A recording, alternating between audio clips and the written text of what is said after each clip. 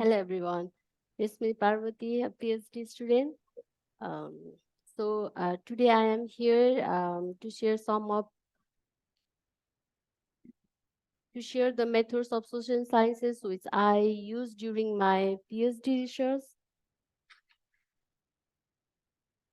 So I'll go with a short introduction of neglected tropical disease.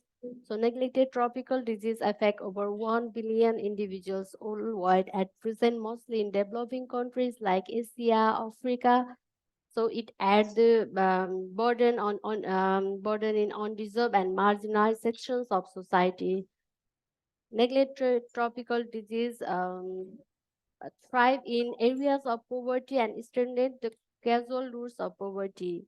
Some of the neglected tropical diseases include Buruli ulcer, Chagas disease, dengue, and chikungunya. So my research is mainly based on dengue. So I will go details on my research now.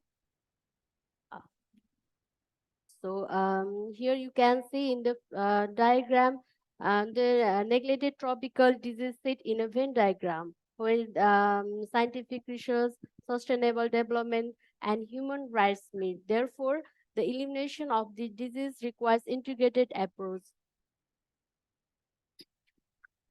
In the recent years, there is dramatic increase in dengue cases globally. According to um, World Health Organization, half of the population is now at risk of dengue fever, which is transmitted by the mosquito vectors Aedes aegypti and Aedes albopictus.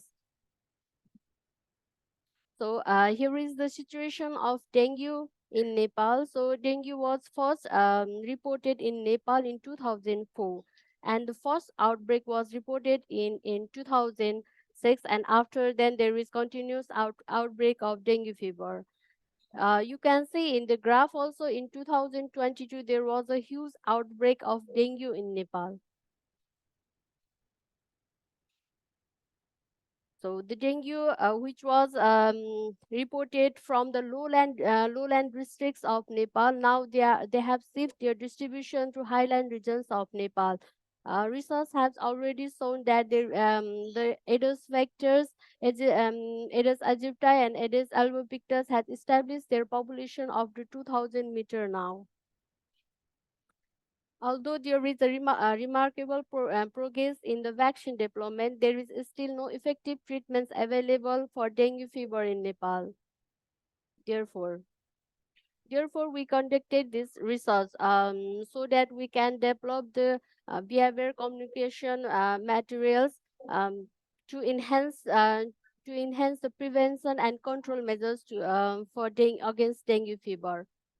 So why social science research? Social science research helps to understand uh, behaviors of people and assess knowledge, attitude, and practice of people on prevention and control of disease and other public health problems like snake bite. So I found this quote in the internet, so I like to share it to here. So the natural sciences talk about their results, the social sciences talk about their methods. I am from the field of both natural science and social science, but today I would like to talk more about the social science methods here. So I would like to go with my research questions. So this is the first research question. What are the temporal and spatial trends in the distribution and spread of dengue and chikungunya in the Hindu Kush Himalaya region, and how have these trends evolved over time? This is not actually the social science research, but I would like to share my experience, what I feel. I feel like before starting the research, I mean this literature review and systematic review helps to know more about the topic. I mean, before I was from different field, but after doing the systematic review, I knew so many knowledge about basic knowledge, background knowledge about dengue, which helps me to proceed for further research.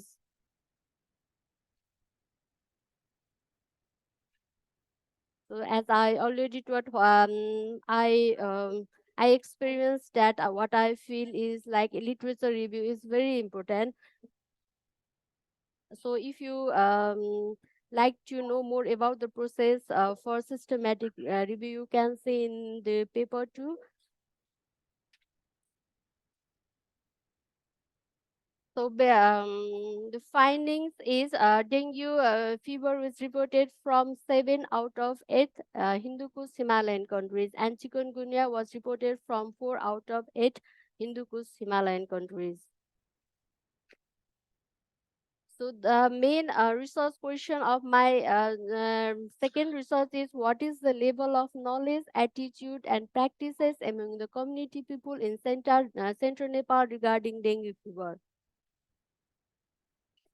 So for this, we adopted the mixed method study following the quantitative and qualitative data. In quantitative data, we conducted household surveys, and in quantitative data, we conducted focus group discussion and in-depth interviews. So why mixed method study? Quantitative research refers to the systematic empirical investigation of any phenomenon via statistical or mathematical techniques, while qualitative research deal with phenomena that are difficult or impossible to quantify mathematically, such as beliefs, meanings, etc. So the aim of using this mixed method study is to understand or to gather an in-depth understanding of human behavior, because the qualitative method investigates the why and how of decision making, not just like what, when, and where. So qualitative and quantitative methods are combined to reach insight and to triangulate the findings. For example, validating the dengue prevention and control measures using household surveys, observation, and in-depth interviews techniques. So we conducted 660 household surveys by using a set of validated CAP questionnaires. The unit of sampling used for this study was the household, which is defined as those eating from the same cooking pot or using the same cooking hearth. So we asked the questions related to CAP, which means knowledge about symptoms, transmission mode of dengue fever, which were asked one by one sequentially to avoid the bias. For example, is fever symptom of dengue, or what is the symptom of dengue fever? We gave them multiple choice questions, so they will give the answers.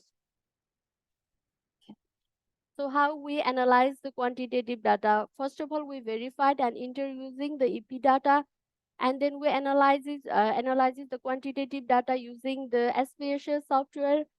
So the participants' total CAP score about dengue fever was calculated by assigning 1 score for each correct answer and 0 score for each wrong answer and for do not know option.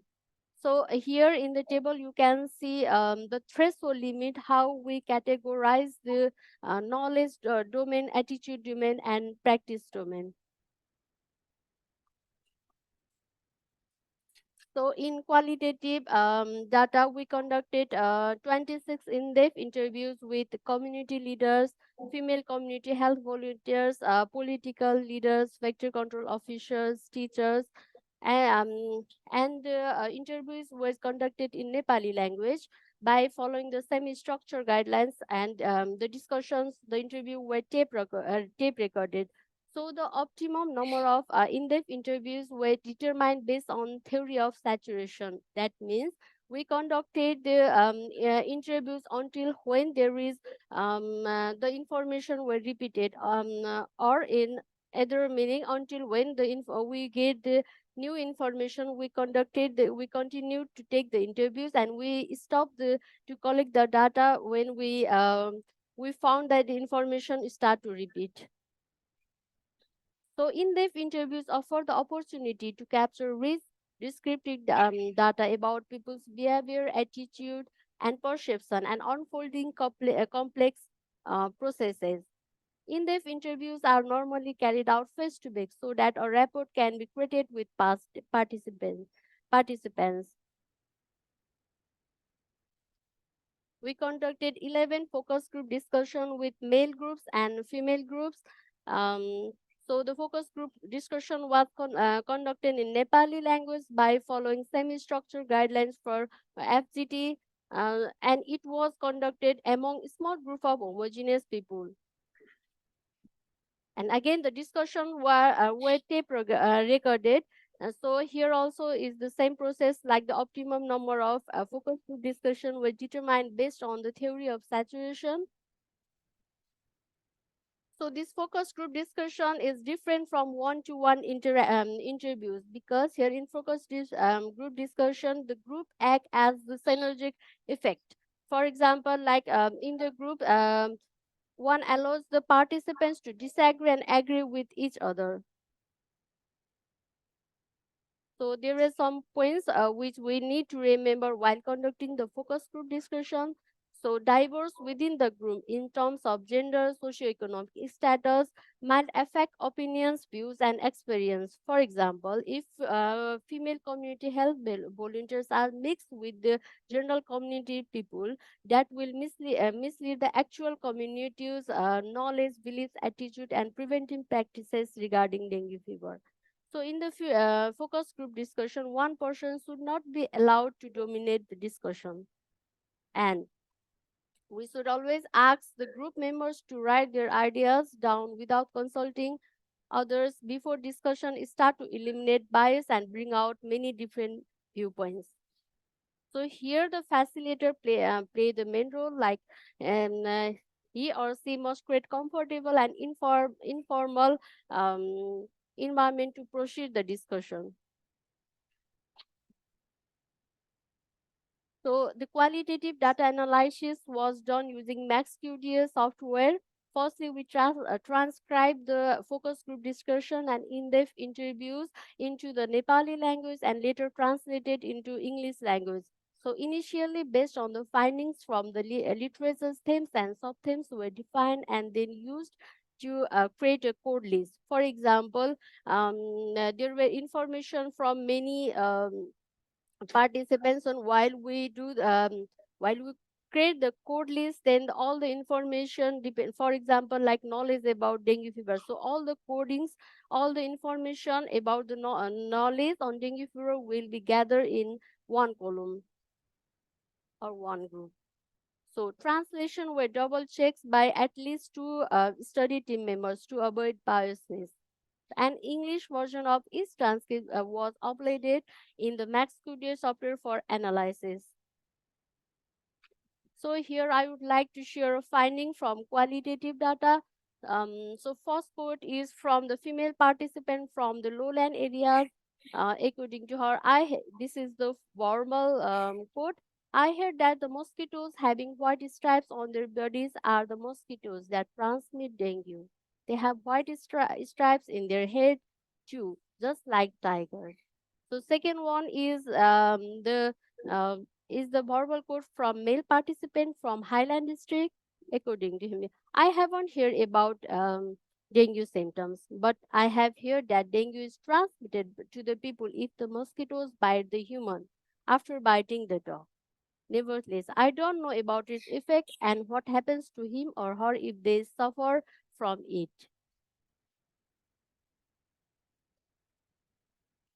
So, why qualitative data?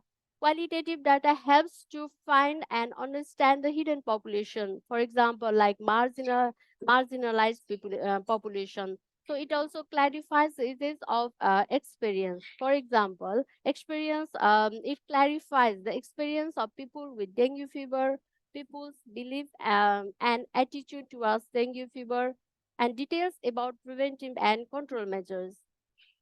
And so, qualitative methodologies are necessary to capture greater access to truth and gaining insight in the relationship discovered between independent and dependent variables.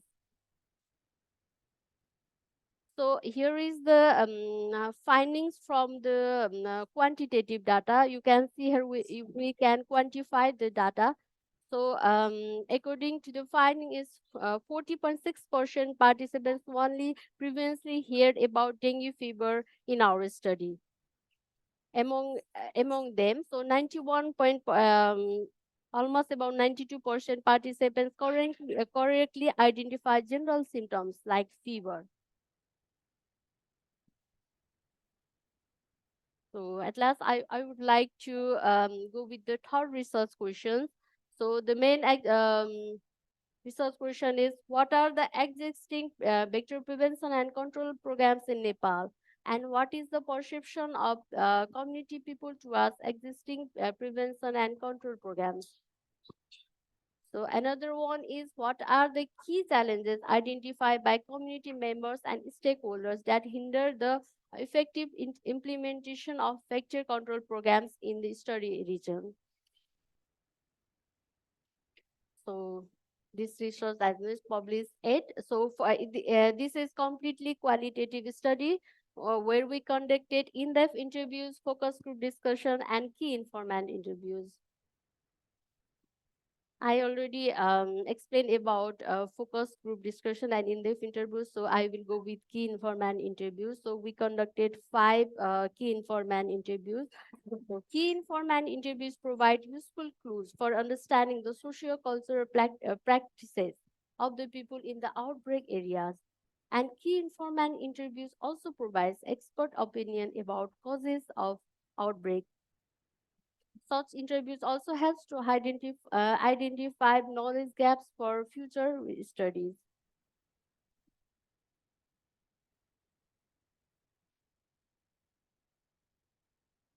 So why we conducted qualitative data for this study?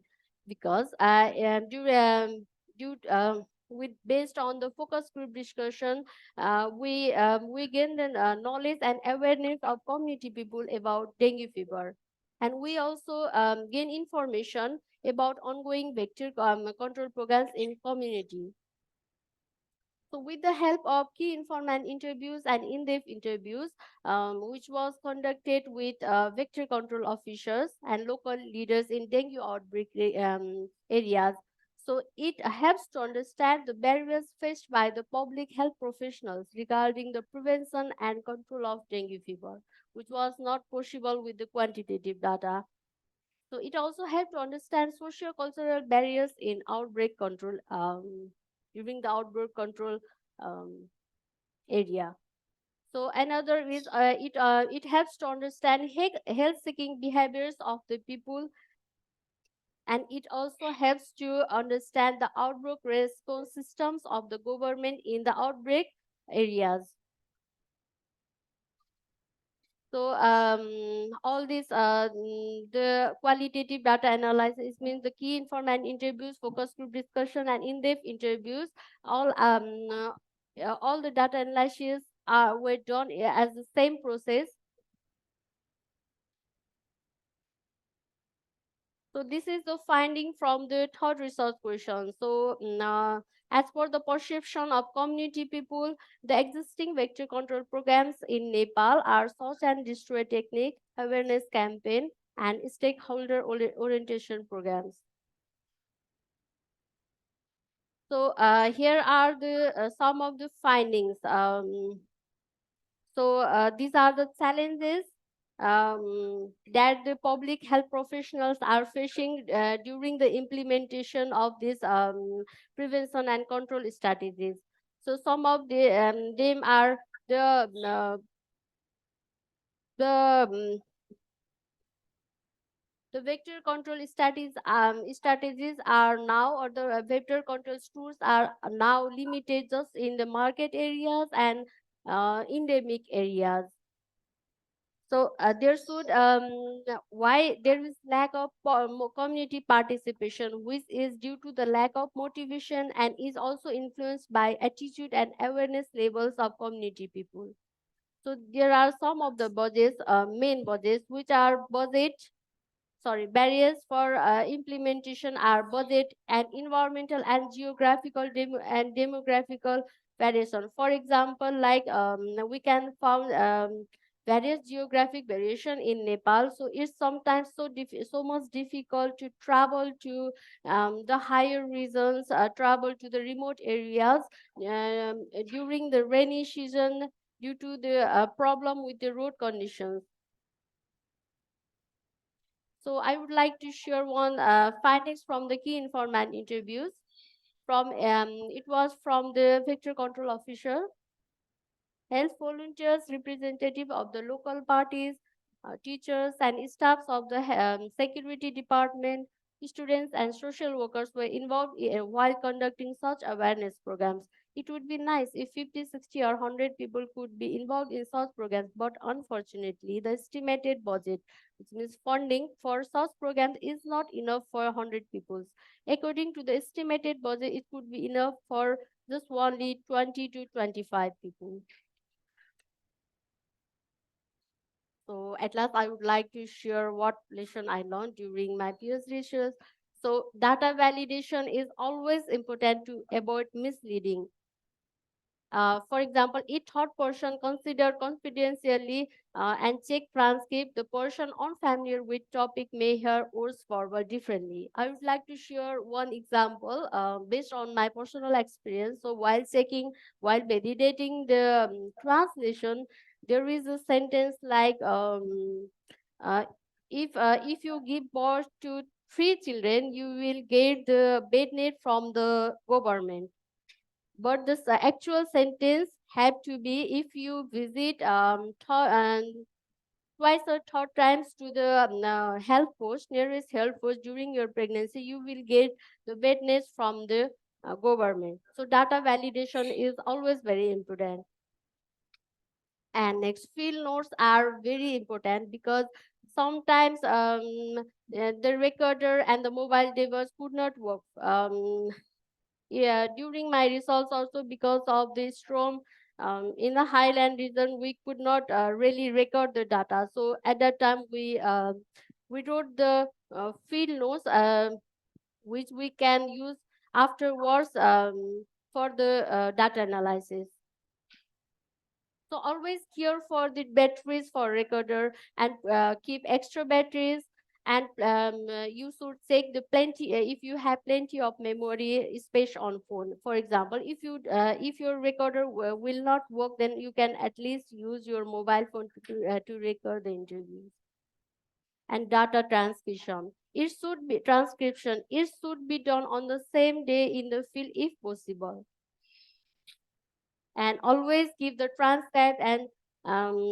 transcribes safely and store them, because qualitative data is, for example, like it will never have fully stopped.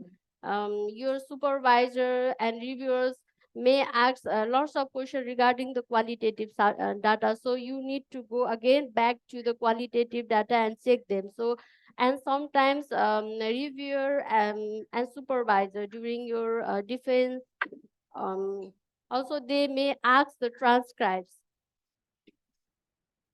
So at the end, never forget to ask the final question, that have we missed anything in the field, so that if you already missed something to ask, then you can ask in the field.